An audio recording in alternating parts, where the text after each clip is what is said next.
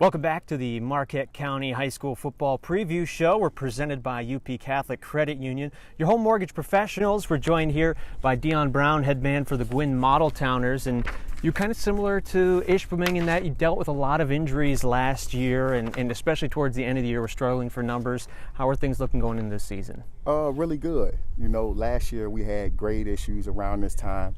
Kids messed up on a few assignments, some legal issues. Parents just didn't want their kids to come out because of their grades during the winter and spring semester. But everything is good now, so I'm excited. 25 kids on the varsity, so I think that's the most I've had since I've been here at Gwinn.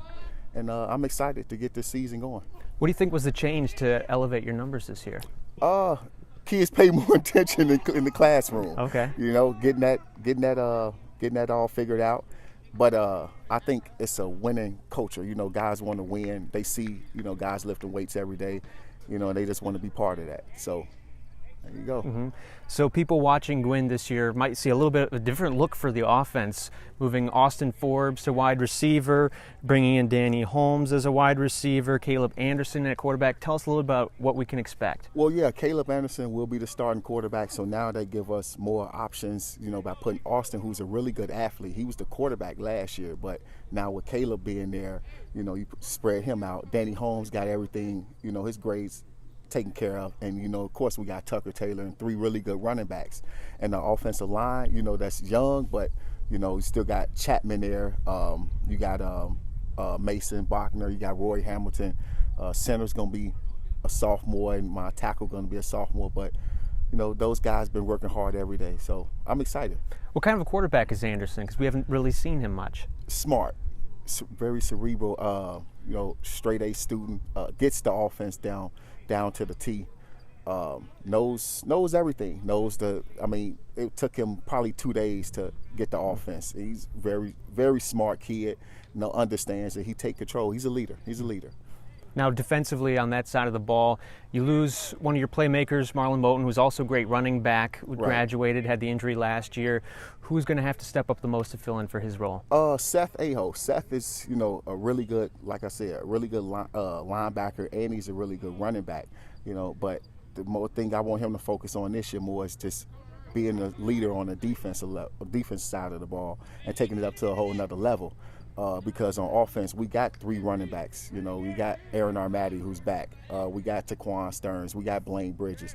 So I want him to focus more on that defensive side of the ball, getting the calls and getting guys lined up, and making sure everybody get to the ball. That's our biggest thing, is just how can we fly around, on the defensive side of the ball. Mm-hmm. We're here with Dion Brown, Gwinn Modeltowners head coach, here on the preview show. Last year had to be a little frustrating because you were in a lot of games, then the injuries piled up, and you saw the talent you had. It just wasn't enough with all those injuries. What is going to be different this year? What are these players showing you early in practice to tell you that it's going to be different? Numbers. That showed me right away that these guys are hungry. They want to come out here. They had a great off season. A lot of teams have a great off season, but we work extremely hard here. And these guys lift all year round, even doing basketball season, track. A lot of them do tennis, but they still in the weight room. Then the summertime, they're there every day. And it shows you, we had 14 last year, and we come out here, we got 25. So guys are excited. They want to play football. Do they feel any pressure of trying to maybe make up for last year, try to bring Gwinn back to prominence? No, they don't. And I tell them there ain't no pressure on us. Just go out there and have fun. You win some, you lose some. And that's our biggest thing. And we just want to get all our athletes into space and just go from there. We can't control what comes out, win or loss. So we just want to go out here and execute what we do. And if we win, we win. We lose, and we go back and we fix it. That's it. One of the biggest changes to high school sports up here was the merger with the Westpac. Right. Mid-Penn has gone for football. How does that affect Gwinn?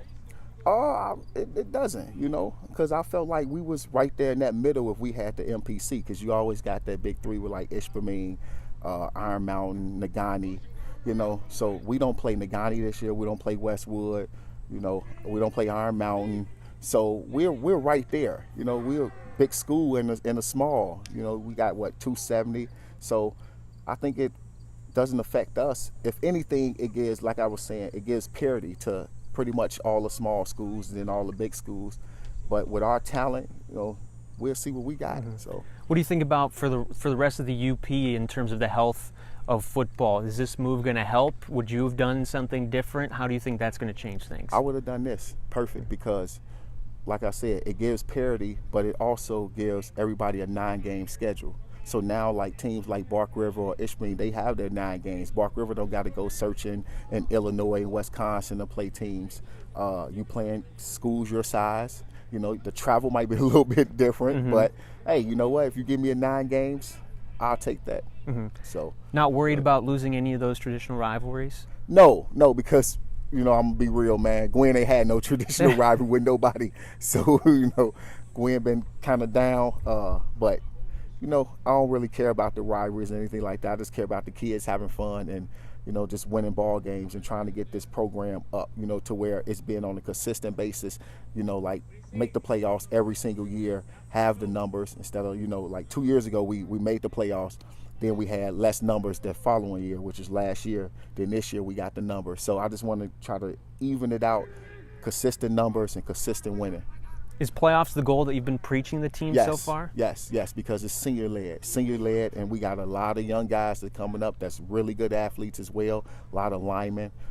So that's the thing, and just try to keep them guys level-headed and get their grades, school first, and come out here and play football and play multiple sports, basketball, track, do all that stuff. How much does that help an athlete when they diversify versus someone who just plays football? Yeah, a lot, because you're working on that agility. You work like basketball, you still being in that team atmosphere and everything and understanding. You still getting that coaching all year round. So I always tell my guys, play basketball, wrestle, do track and field. A lot of them do tennis. So, just working out really, staying in the sport. But my biggest thing with them guys too is getting their grades. That's huge on grades with these guys, because these guys have a tendency to fall off sometime. But grades is the most important thing. And once they get their grades, then they know it's smooth sailing from there. Well, Dion, appreciate the time. Yep, Thanks for joining me. Hey, no problem.